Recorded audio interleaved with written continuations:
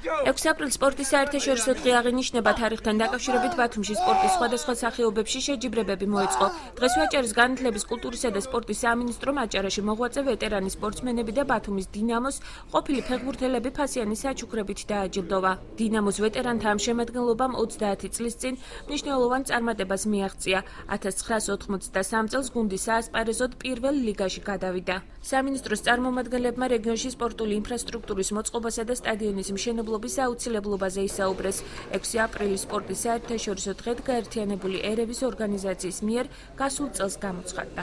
სპორტის საერთაშორისო დღესთან დაკავშირებით ჩატარდა ღონისძიებები ბათუმში სხვადასხვა სახეობებში და ასევე ჩვენი 90 წლის იუბილე, რომელიც შეუსრულდა დინამოს და იმ წარმოადგენს, რომელიც გადავიდა პირველ ლიგაში მთელი შემადგენლობით.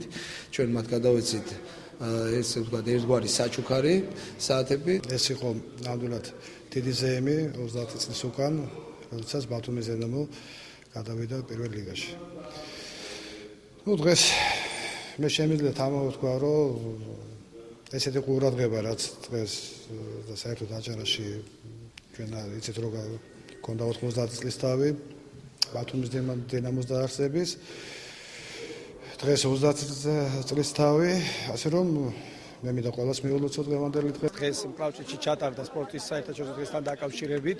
კარგი ინიციატივა არის სპორტის და ახალგაზრდობის დეპარტამენტის, რომ რამოდენიმე სპორტის სახეობაში დღეს მიეძღვნა ამ დღეს შეჯიბრებები. ასევე კლავჭიდში გამოვიდნენ 40-მდე კლავჭიდელი, ძალიან კარგი იყო და ულოცავ ყველას გამარჯვებულებს.